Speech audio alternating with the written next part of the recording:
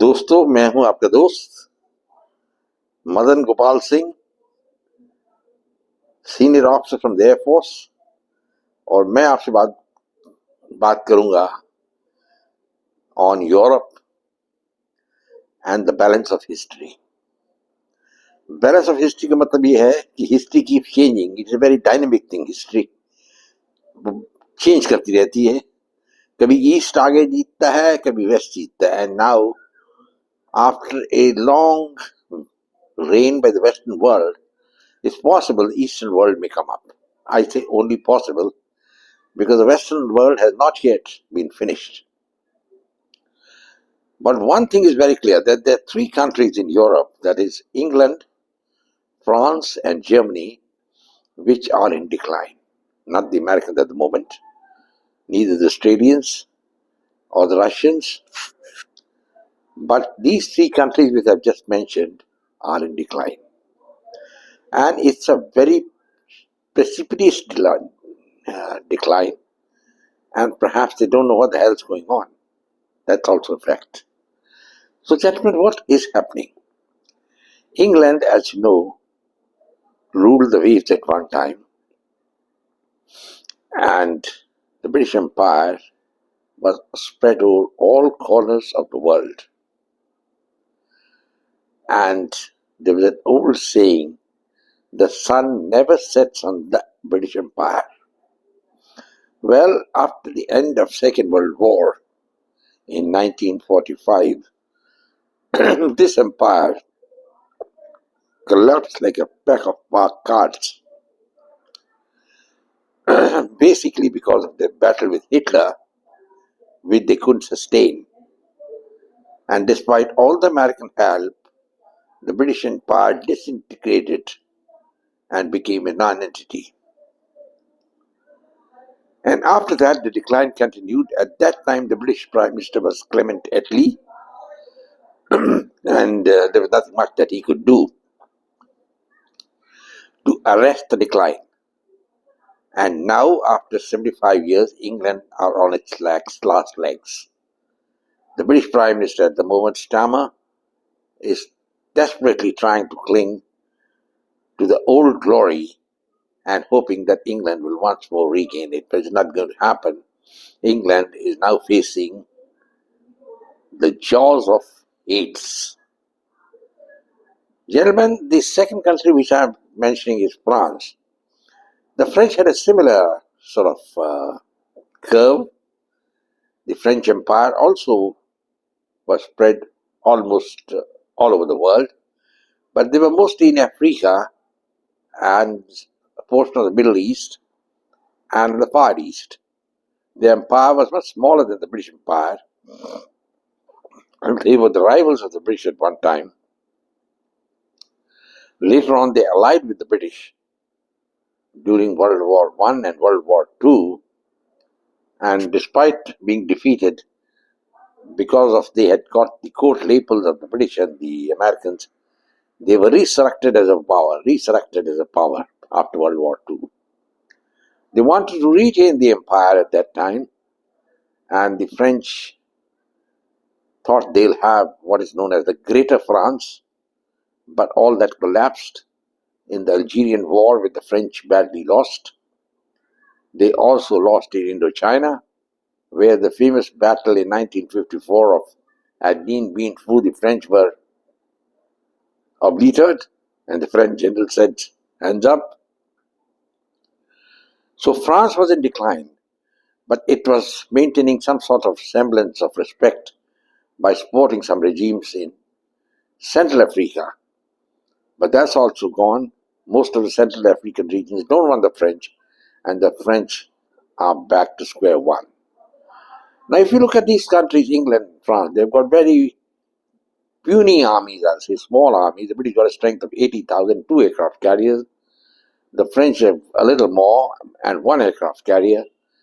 So the question is that they will not be able to exercise their power in any corner of the globe, and can only do it courtesy if they ride piggyback on the American horse. That's the only way. So they were riding on the American horse like now, right up to this time. and then showing their chest and thumping and that we are great powers. There is another country, that is Germany, and at that time it made an attempt to dominate the world till 1945. Adolf Hitler came to power with the idea of grandiose German regime and liberalism, leaving space for the Germans. But gentlemen, he lost badly because there is a combined alliance of the Soviet Union and the Americans. Of course, the British and the French were just ciphers; they didn't do much. And the main battle was fought by the Russian army, which was facing almost 150 German divisions. And after the defeat, Germany was denazified, occupied, and then later freed, and now Germany has begun to rise again. It is again the number one economic power in Europe, but economic power doesn't mean military power, but they're looking for that. They're looking for the place in the sun, but they are going to have a very, very tough time indeed. There's a lot of opposition in Germany to the war policies of the German government, and demonstrations are on every day, and the German's government doesn't know what the hell's happening. Now, all these three countries had made one plan with the Americans to sustain their hegemony, and the plan was to finish Russia. The Americans went with this plan. Sometimes I wonder how silly they can be sometimes. They were the main bank which was financing these three countries and the other smaller countries of the EU in a battle in Ukraine. Now, Ukraine, as you know, is a very peculiar case. It's been a part of the Soviet Union for a long time, and earlier it was part of the Russian Empire. But at the same time, the Ukrainians longed for freedom. They got it in 1991, and they voted to become a separate state. But inherent hatred against the Russians of the majority population and instigation by the Americans turned the entire tide against Russia. At that time, the pro-Russian, the Germans, the Russians were very hard-pressed. The Americans and the Western allies decided that they will pulverize Russia, smash it up, and the reason was simple. The British and the French were very clear. Once Russia is out of the way, then they would be the powers in Europe. They were really not concerned about China. They're not concerned about China because they said that's an American area. Let America do what they want to, and they would continue with even trade relations and other things and become members of the Chinese Belt and Road Scheme. And the Americans were watching all this, and yet they were tolerating it. And ultimately something happened, and Joe Biden was defeated. And his pretty Kamala Harris is now in the sideline. I think this lady doesn't deserve any sympathy at all. She's a woman who has an Indian origin, and yet she never visited even India once during a 4 years tenure as the Vice President of the United States. So you can see where her sympathies were. She didn't want to be identified with the Indian population. It's a good thing she's been defeated, because had she won, this war in Europe would have dragged on and would have dragged America into an abyss. I mean, an abyss of no return. America would also have vanished into the Arctic Ocean. But Donald Trump has given America a lease of life by getting peace in Ukraine. And this is not to the liking of the British, French, and the Germans. Now, why? As you can understand, all these three countries are harping on the fact that they wanted to destroy Russia. And their thinking was that if they destroyed Russia, they would be the superpowers in Europe.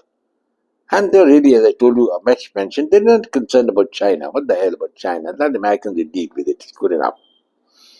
But America has got a global reach, and Donald Trump saw to the game, because the antics of the British and the French and Joe Biden and his Katori at that time drove Russia into the arms of the Chinese, and with the result, America realized that it is facing a monolith alliance of Russia and China. And that is the fact. Donald Trump is a realistic. He saw and he saw through the game that NATO is an obsolete organization, and he had to counter a Russian-Chinese alliance. So he was interested in breaking that alliance, and the only way he could do it was to bring about a ceasefire in Ukraine and agree to the Russian terms. Because only then there was a chance that Russia at some stage could be broken away. So that was the only way they could break the alliance, the monolith alliance between China and Russia. Now, the British and the French didn't see it that way. They saw it in a different way. They wanted Russia to be crushed. And once Donald Trump came into power, they were bewildered. They didn't know what the hell to do. So what did they do? Firstly, they made visits to Washington. The French president went there and with his measly smile tried to entice Donald Trump into battle in Ukraine. He didn't want peace there. He wanted the battle to continue, and he offered French troops to fight. This was followed by the British Prime Minister Stammer coming to Washington, and he also was looking like a lost cow there as he promised Donald Trump to put boots on the ground in Ukraine. He thought he was doing a very big thing, by saying boots on the ground. Trump didn't take the bait, and I remember he asking one question to the British Prime Minister that would you be able to take on Russia alone? And there was nothing but a sheepish smile from Stammer. So you can well imagine what's happening. These two countries want to ride piggy bank on the American horse against Russia, destroy Russia, and then they would be powered in their own right and could retain their hegemony which they had lost with the melting away of the empires which they had, from where they had stolen trillions of dollars for their countries. Now that money from the empires has stopped coming. They don't have any money, and these countries are now having no resources, no minerals, nothing, and they're wondering what the hell is we're going to do. So now they are facing what is called the face in the mirror. They're realizing that, well, Donald Trump is not playing ball with them. Trump is now going about in a very different manner. He's going to have peace in Ukraine, and despite all the antics of Zelensky, I don't think he's going to succeed. And the terms of the agreement, which I understand, are that there will be a ceasefire initially, and the territory with the Russians will remain with them. And there's nothing which the British and the French can do. The British and the French are not going to agree to this peace. They didn't want to agree, but they got no say. They got no power, and that is why they have got no choice but to agree. They have to agree. There's nothing else they can do. Because the British Army on its own can't fight a bloody mouse as far as things are concerned. They've got a small army of 80,000, and I don't know how they're going to fight in Ukraine if they had really gone in, boots on the ground. What it means is going to put how many soldiers in Ukraine? Put the entire army there, 80,000 or maybe 20,000, 40,000? But the Russians would be bigger, and there would be a world war. I think Stammer didn't realize that. When he was talking a smug smile to Donald Trump, boots on the ground. Well, what boots on the ground, damn it? It's got no meaning. The French president has gone on record to say that Russia would not be allowed to win in Ukraine. And that is a fact. The French president, living in a dream world, is facing a massive rise of the right wing. And now he's frightened as what's going to happen. And they've taken a very flimsy excuse to debar Le Pen, the front-running candidate from the right from the next presidential elections. Because there's every chance he will win, and the French president and the leftists can't allow a rightist to win. And if the rightists win, they'll probably take France out of the NATO and they won't fight Russia. As far as the Germans are concerned, as I told them, not no shakes in the military power, but they're riding also thinking they have got a vision, and they are trying to position troops in one of the Baltic republics. It's so very silly. They've tried to put in some 50 troops there. They probably raise it to 500 to 2,500. The hell got no meaning. And the Germans haven't realized that the days of Adolf Hitler are over, and Russian could snuff them out in any time. So, gentlemen, these three countries are facing what is known as the grapes of wrath. They ruled the world for 200 years, looted the people there, suppressed them, but now they are bewildered. They don't know what the hell are we going to do. That is what is the problem which is in Europe. And they got myriad problems. They got a birth problem. That's a very big thing, because the birth rate of these European countries is hovering around 1 to 1.5, and the minimum requirement to sustain a population is 2.1, a birth rate of 2.1. So what's happening? The younger people are not available.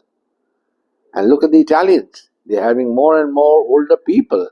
You can't have older people fighting the army or doing the workforce. That's how these people started getting these people from the Middle East. And when you get these people from the Middle East who are basically Islamic, they're not going to integrate with the European culture and ethos. And so there is a mushrooming movement against the government. And how long are they going to sustain? The population is going to keep going down every year. And what's going to happen? They had thought that they could defeat Russia, that would give them a lease of life as global powers. Russia would be, say, they thought, break into another 4 or 5 countries and would be finished. And then they could sing around and say, we are still great powers. And as I told you, they're not concerned about China. And they were not concerned about India at all. They were concerned about their own well-being. But Donald Trump is a man who realized that the dangerous game these Western countries were playing, and so he took a stand, and now there are 2 places where he's making his presence felt. One is in the trade scene, the other is the Gaza battle, and then the Ukraine war. I'm focusing on the Ukraine war here.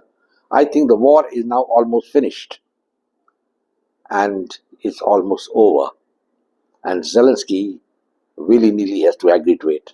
My personal feeling is that Zelensky will be overthrown very shortly, because the Americans don't want him, and Europe, and that it means France and England, will go further into decline. The British and the French have petitioned, begged Donald Trump, please, at least use our troops as part of the ceasefire. But that's been rejected by the Russian President Vladimir Putin, another shrewd man, a hard bargainer.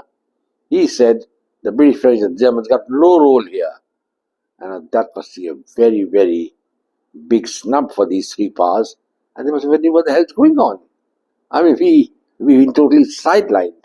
And that's precisely what's happening. All these 3 powers are being sidelined, and it is with the nod of Uncle Sam, Donald Trump has agreed with it. I don't know what Donald Trump's further plans are, because I'm not privy to his mind. But what I can see at the moment is he's not really too much enamored of England and France, because he knows that these 2 countries are parasites. They keep sucking all the money from America and then trying to make their countries a welfare state with free medical and pension and all that. They will not be able to do it once the Americans stop the military support. And if these countries have to start spending billions of dollars on military, it will affect their budgets. Now, gentlemen, this is a very peculiar situation. Now, the point which I am making is that there's always a cycle. It goes round and round. And the cycle of the British and the French is coming to an end. It's almost over. And maybe in another decade you will see the British and the French would be just sitting at the back door, and they may even be thrown out of the Security Council because they got no relevance at the moment. The British and probably they could be replaced by any two countries, maybe I think India or Japan and Brazil, I don't know. But definitely I think another decade we'll see what exactly is going to happen. It's going to be the end of the hegemony which these two countries had, and Germany, of course, would probably last a little more with its economic power. But the Germans have to realize that the tide is not in their favor. The German people are up in arms against the attempts by the German government to send troops to Ukraine. Nobody wants it. There have been demonstrations all over Germany against this, and the French and the Germans have to think twice, the German government, of positioning troops in Ukraine. And smaller countries of Europe like Poland and Hungary don't want to fight in Ukraine at all. They know fighting Russia has got no relevance. And the Russians have got a very strong point there. I have in my earlier videos already mentioned that Ukraine was an American and the Western powers' creation. They were the ones who instigated Ukraine to fight. And there's no doubt about that. They wanted to further instigate Ukraine to join the EU and NATO, but the Russians put their foot down and invaded Ukraine. And despite all the help, the best help being given by England, France, and the United States, the Ukrainians lost. They lost about 22% of their territory, and now they're at the end of the road. If they keep fighting, I think they will lose Kiev and Kharkiv and Odessa and become a landlocked country. But Trump is playing his cards very astutely. I think he's already decided. He's got an agreement with Putin, and the war in Ukraine is over, and it will be a feather in the cap of Donald Trump. And another thing is, it's also the end of the road for the British and the French. Once that happens, Russia would be the ascending power in Europe, and the French and the British would look absolutely puny with no influence at all. Russia, you must have, remember, is a global power. It's got to reach from Europe to the Pacific, while the British are confined to a small island, and the French also a small state which is just about as big as any of the Indian states. So, gentlemen, I think I'm coming to the end of my discourse. I wanted to really bring out the fact that the British and the French and the Germans are on their last legs. The eclipse has set in, and they will be going into oblivion. Now, oblivion doesn't mean that they're going to cease existing in the world. It doesn't mean that. It actually, oblivion means the dark days are going to start for them, and they better pull up their socks and reorientate their policies. And let's see how Donald Trump can further go ahead. But he's got a Herculean task.